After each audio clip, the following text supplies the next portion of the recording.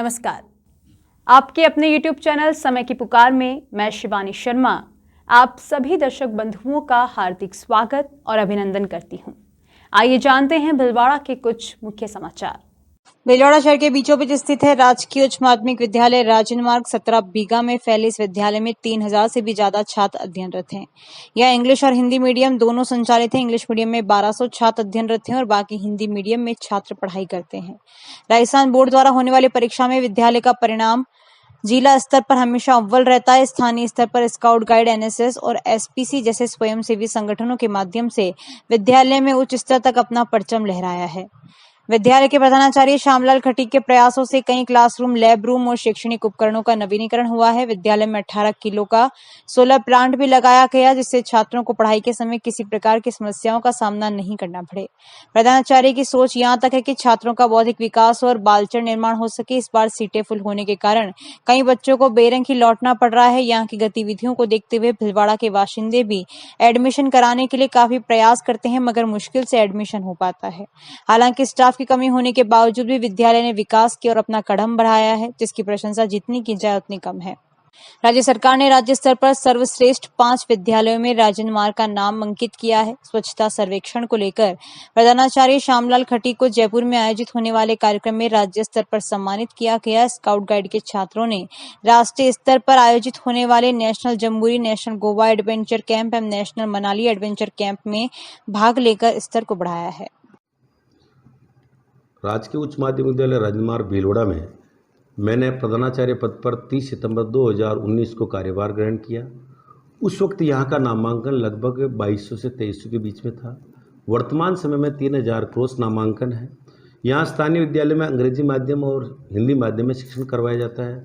लगभग 1200 बच्चे अंग्रेजी माध्यम के हमारे यहाँ अध्ययनरत हैं। यहाँ शैक्षिक, शैक्षिक, भौतिक हर क्षेत्र में हम काम कर रहे हैं।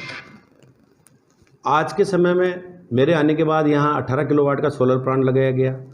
सारी लैब्स का नवीनीकरण करवाया गया, कमरों का नवीनीकरण करवाया गया, कार्यालय को सुधार किया गया, प्रधानाचार्य कक्ष का निर्माण करवाया गया। लगभग 8 से 10 कंप्यूटर हमने खरीदे, 3 लैपटॉप खरीदे, ताकि संसाधनों के बिना नहीं संभव नहीं हो पाता है। स्काउट को हमने मजबूत किया। हमारे बच्चों ने Manali adventure camp, Goa adventure camp और नेशनल जम्बूरी में हमारे बच्चों ने भाग लिया और विद्यालय का नाम रोशन किया। यहाँ के विद्यालय के जो छात्र हैं हर वर्ष बोर्ड परीक्षा परिणाम में अपना परचम फहराते हैं। हमारे सर्वश्रेष्ठ बोर्ड परीक्षा परिणाम रहे पिछले 4 सालों में 1942 के स्थापित विद्यालय में सबसे ज़्यादा बोर्ड परीक्षा परिणाम में बहुत सुधार हुआ। गुणात्मक, संख्यात्मक दृष्टि से हम सर्वश्रेष्ठ रहे। इस विद्यालय का अपना एक नाम है, क्रेज है। हर अभिभावक इस विद्यालय में अपने बच्चे का प्रवेश दिलवाना चाहता है, लेकिन संभव नहीं हो पाता है क्योंकि सबको हम प्रवेश नहीं दे पाते हैं। स्थानीय विद्यालय में कोरोना काल में हमारे विज्ञान मेले में हमारे बच्चों ने परचम फहराया, सांस्कृतिक कार्यक्रम में नेशनल राज्य स्तर पर परचम फहराया और स्वच्छता का हमें राज्य स्तर पर माननीय शिक्षा सचिव महोदय ने पुरस्कार प्रदान किया। ये हमारे लिए गर्व की बात है। हमारा स्टाफ बहुत ही अनुभवी, योग्य है। हमारे पास लगभग 50% स्टाफ है। हम मानव संसाधन का सामना कर रहे हैं, फिर भी हम बहुत अनुशासित होकर शैक्षणिक कार्य करवा रहे हैं। निश्चित रूप से हमारे विद्यालय के विद्यार्थी प्रतिवर्ष यहाँ जेट में निकलते हैं, आपके पीएमटी में निकलते हैं, इंजीनियर्स बनते हैं। प्रतिवर्ष बच्चे जो है विद्यालय का नाम रोशन करते हैं। शहर के सुभाष नगर थाना क्षेत्र में स्थित ब्रिजेश पांगड़ अस्पताल की consultant physician doctor Naresh Khandelwal के घर को बम से उड़ाने की फोन पर मिली धमकी और 50 लाख की फिरौती मांगने के मामले में देर रात डॉक्टर के घर पर बम निरोधक दस्ते ने चप्पे चप्पे की तलाशी ली, लेकिन कोई अहम सुराग हाथ नहीं लगा। धमकी भरा ये कॉल डॉक्टर की पत्नी ने रिसीव किया था। इस कॉल के बाद डॉक्टर के परिजन सहम गए। थाना प्रभारी जय सुल्तान के अनुसार आरसी व्यास कॉलोनी स्थित मकान नंबर 8-10 में रहने वाले डॉक्टर नरेश रावत खंडेलवाल के घर लैंडलाइन फोन पर मंगलवार दोपहर 2:50 से 2:55 के बीच कॉल आया। कॉल डॉक्टर खंडेलवाल की पत्नी ने उठाया। कॉल करने वाला कोई व्यक्ति था जिसने कहा कि यह डॉक्टर नरेश खंडेलवाल का घर है।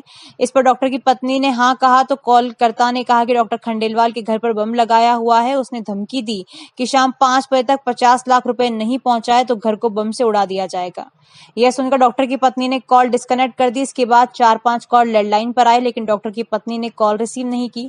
डॉक्टर परिवार इस धमकी के बाद सहम गया। उधर डॉक्टर खंडेलवाल ने इस धमकी को लेकर सुभाष नगर थाने में अज्ञात के खिलाफ केस दर्ज कराया। वहीं इस सूचना पर पुलिस के अधिकारी भी मौके पर पहुंच गए और डॉक्टर के मकान को कब्जे में ले लिया। पुलिस का कहना है कि रात को अजमेर से डॉग स्क्वाड और बम निरोधक दस्ता डॉक्टर आवास पर पहुंचा, जहां घर के तीनों फ्लोर की जांच करते हुए चप्पा चप्पा छान मारा, लेकिन वहां कोई बम नहीं मिला। उधर कॉल करने वाले का देर रात तक पता नहीं चल पाया है। वहीं दूसरी ओर इस धमकी के बाद डॉक्टर निवास के आसपास के लोगों में भी दहशत फैल गई। पुलिस अब डॉक्टर निवास पर लगे सीसीटीवी कैमरों की फुटेज खंगाल रही है ताकि ये पता चल सके कि डॉक्टर आवास पर कोई संदिग्ध व्यक्ति आया गया तो नहीं। पुलिस का कहना है कि फुटेज में फिलहाल ऐसा कोई संदिग्ध नजर नहीं आया जो डॉक्टर आवास पर आया गया हो। अब पुलिस डॉक्टर आवास पर लगे उस लैंडलाइन फोन जिस पर धमकी भरा कॉल आया, उसकी बीएसएनएल कंपनी से कॉल डिटेल निकलवाएगी ताकि ये पता चल सके कि कॉल किस नंबर से आया और किसने किया।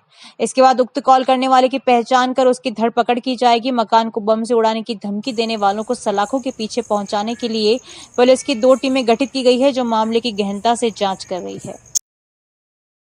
चित्तौड़गढ़ के अशोकनगर में 30 जुलाई रविवार को माली परिवार के साथ ही महिला पर हुए जानलेवा हमले में घायल हुए लोगों से माली महासभा के प्रतिनिधि मंडल भिलवाड़ा स्थित बांगड़ हॉस्पिटल में मुलाकात कर कुशल क्षेम पूछने के साथ ही पूरे प्रकरण की जानकारी हासिल की एवं भरोसा दिलाया कि परिवार के साथ अन्याय नहीं होने दिया जाएगा।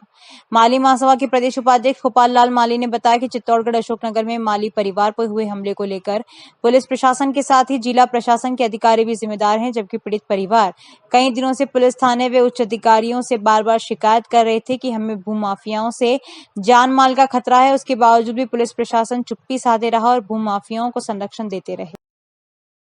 गणेश उत्सव प्रबंधन सेवा समिति के तत्वावधान में गणेश महोत्सव की तैयारियां शुरू कर दी गई है, जिसके तहत इंदौर से मूर्तिकारों को बुलाकर यहां स्थानीय स्तर पर गणपति की आकर्षक मूर्तियां बनाना शुरू कर दिया है।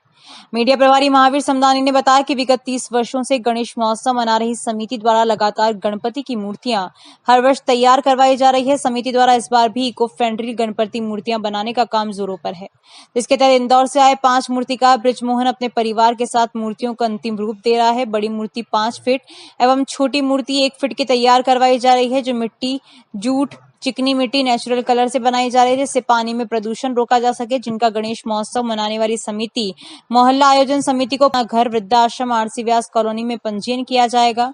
समिति द्वारा तैयार कराई गई मल्टी कलर की आकर्षक गणपति की मूर्तियां पूर्व पंजीयन करने पर ही 19 सितंबर गणेश चतुर्थी के दिन दी जाएगी।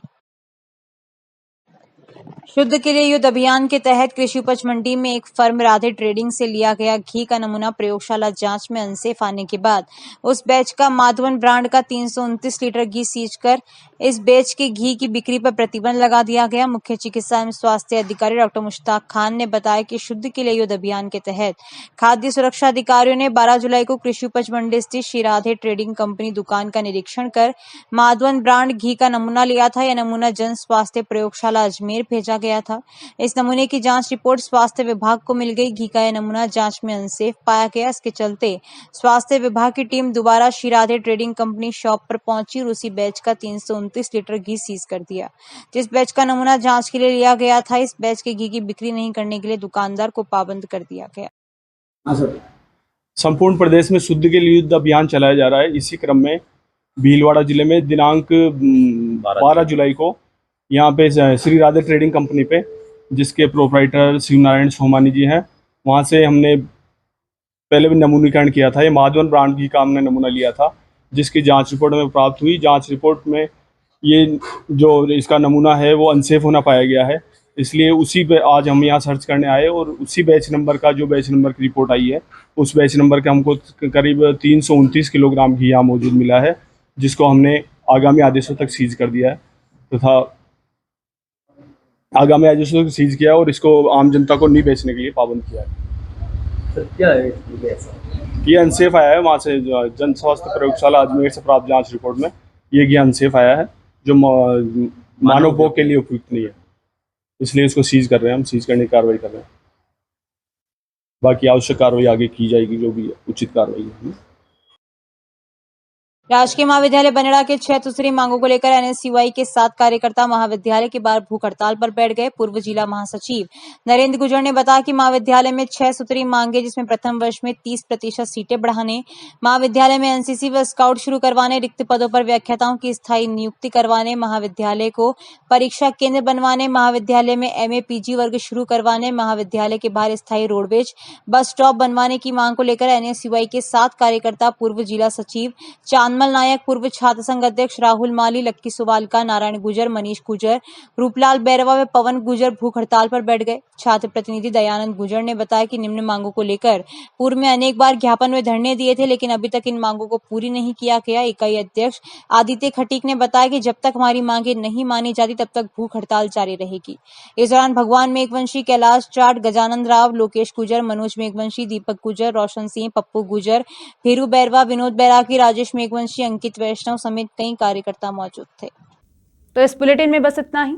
यदि यह आपको पसंद आया हो तो इसे लाइक और शेयर अवश्य करें और आपके अपने YouTube चैनल समय की पुकार को सब्सक्राइब करना ना भूलें। धन्यवाद। जय हिंद, जय भारत।